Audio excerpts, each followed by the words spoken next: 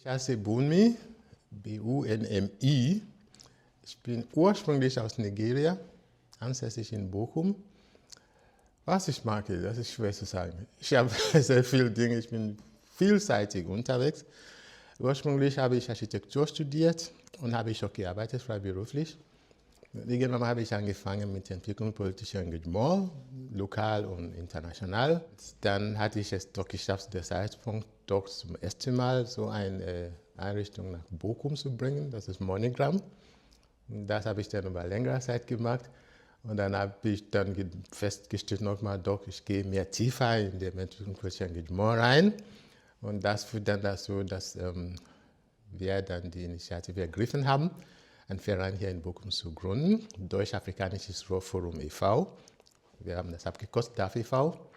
Und seitdem haben wir versucht, diesem kleinen Verein etwas aufzubauen, damit es aktiv wird, damit es global engagiert werden kann. Also nach dem Prinzip global denken und lokal handeln. Wir haben angefangen, über diese Idee nachzudenken im Jahr, schätze ich, 2004. Und da war von der Landschaft hier, mit dem Stichwort Integration, ganz wenig bei den afrikanischen Communities am Laufen. Und dann kam eine Initiative aus Düsseldorf nach Kapazitätsbildung, damit mehr afrikanische Menschen sich engagieren können. Und mit der Idee sind wir dann nach Bochum gekommen, haben wir angefangen, Kontakt zu verschiedenen Menschen aus verschiedenen afrikanischen Ländern zu suchen, wie wir zusammenkommen können. Ja, nach 2 Jahren regelmäßige Treffen haben wir gesehen, das ist ein bisschen schwierig. Dann haben wir uns, also ich und 2 anderen, uns zusammengesetzt und gesagt, okay, wir schaffen einfach eine Plattform, in der sich jeder wieder befinden konnte. Und so kam dann die Idee Deutsch-Afrikanisches Rohrforum. Forum haben wir genannt, weil wir mehrere Foren drin haben, in denen die Menschen sich wiederfinden können. Diese Foren haben wir bis heute noch, das sind die Schwerpunkte für den Verein. Also ein Forum für Kinder und Jugendlichen, ein Forum für internationale Zusammenarbeit und Entwicklung, ein Forum für Entwicklung politischer Information und Bildungsarbeit und ein Forum für Familie und Integration. Das heißt, unabhängig von dem Land, woher man kommt oder wie auch immer, man findet eine von diesen Foren, wo sie sich engagieren können. Im Verein selber sind aktiv, also die Stimmberechtigten, nur 10 Personen. Aber unser Wirkungskreis, Menschen, die mal da mitmachen in dem Forum, im anderen Forum und so weiter, da sind bestimmt mehr als 60 Personen, die unterschiedlich mal in einem Jahr gar nicht, dann wieder mal so viel. Ansonsten ist das alles ehrenamtlich, bis vor kurzem, wo wir dann angesprochen wurden von dem Eine Weltnetz NRW, weil die gesehen hatte, wie wir uns engagieren, ob wir nicht als Projektträger für sie fungieren können. Und zwar im Rahmen ihrer interkulturellen Promotorenprojekt. Und dann waren wir eine von den 6 Einrichtungen in NRW, die dafür engagiert sind. Und wir waren dann zuständig für das Ruhrgebiet. Also die anderen sind jeweils für einen Regierungsbezirk.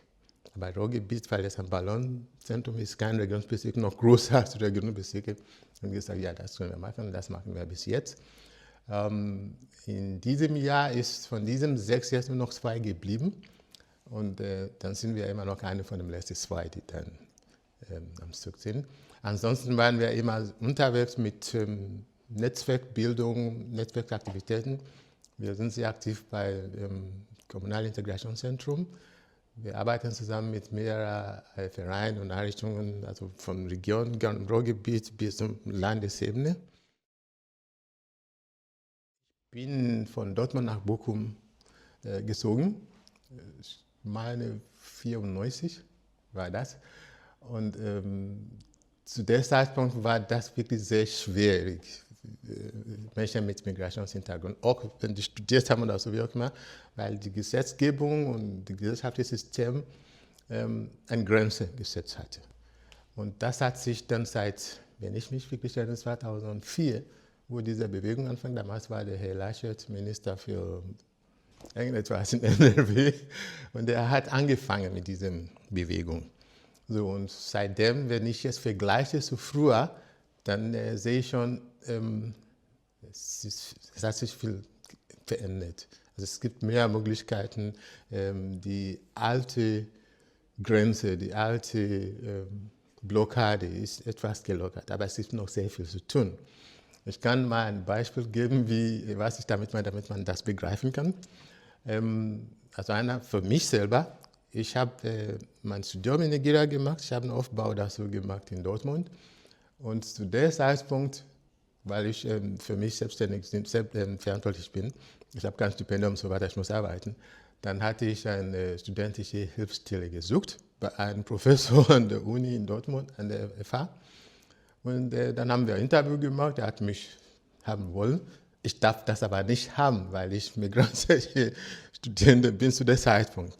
Wenn ich haben möchte, dann musste ich es zum Arbeitsamt gehen, ein Erlaubnis beantragen und der Professor musste dort nachweisen, dass er ein Ausschreiben gemacht hat. Es gibt keinen Deutscher, der diese Stelle nehmen kann oder dass ich der Beste bin von dem Interview.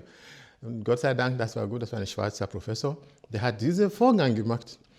Und dann habe ich diese Stelle bekommen, 20 Stunden in der Woche für so. Das zeigt schon, aber heute ist das anders. Das zweite ist, eine meiner besten Freundinnen, er ist ein Facharzt in einem großen Krankenhaus hier.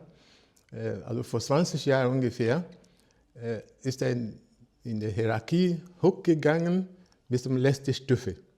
Jetzt kommt nur noch ein. Und laut Gesetz darf er das nicht sein, weil er Migrationshintergrund hat. Und sein Freund ist auch sein Freund ist Deutscher. Dann hat er einfach gesagt, nee, der muss jemand von uns hier nach oben gehen.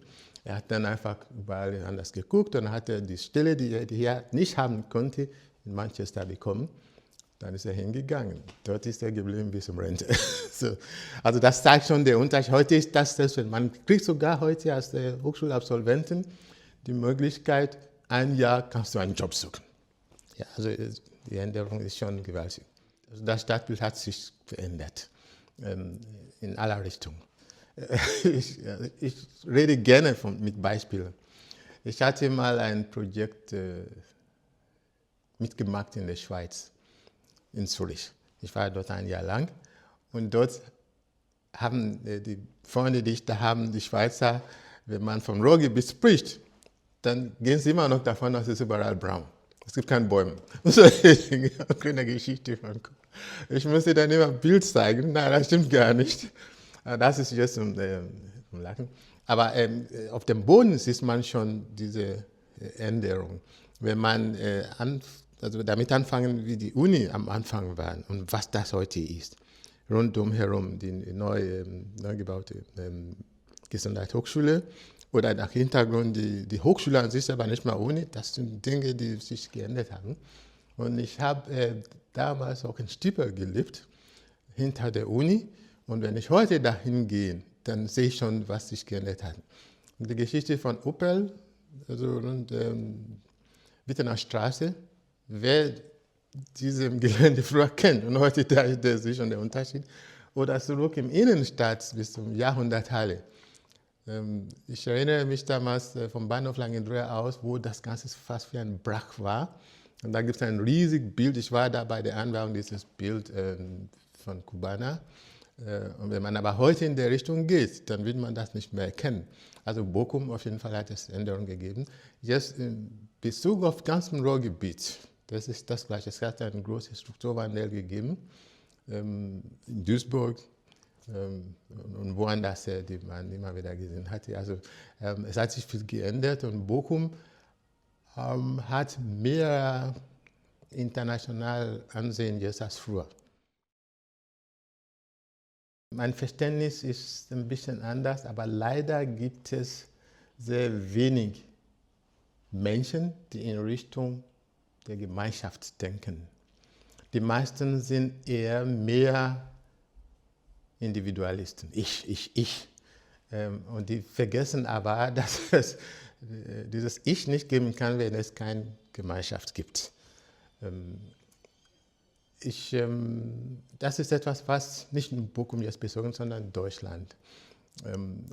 Unter den migrantischen Community heißt es, die Menschen sind kalt. Und dieses Kälte ist ein Ausdruck eine fehlende Gemeinschaft. Mich hat jemand mal gefragt, warum hast du deine Mutter nicht mal oder deinen Vater hier mal eingeladen für einen kleinen Urlaub? Dann habe ich gesagt, für meine Mutter wäre das ein Folter. Dann haben sie gefragt, warum? Ich habe gesagt, meine Mutter ist jemand, der nicht vorstellen kann, dass sie in meiner Wohnung ist und morgen früh Kaffee kocht und nicht bei dem Nachbar klopfen kann und sagt, ja, ich habe gerade gekocht. Oder sie macht irgendwelche Suppe und sagt, ja, habt ihr noch ein bisschen Salz? Weil das ist normal, das ist Gemeinschaft. Und das, wenn sie 2 Wochen lang das macht, dann dreht sie durch, dass sie nicht anklopfen kann. Und das ist der Ausdruck für diese Situation. Es ist schwierig, aber in dem Bereich muss es noch einen Wandel geben. Man merkt das draußen, im Vergleich, ein Fest und ein normaler Fest in der Gesellschaft, ein interkulturelles Fest. Das sind zwei Welten auseinander.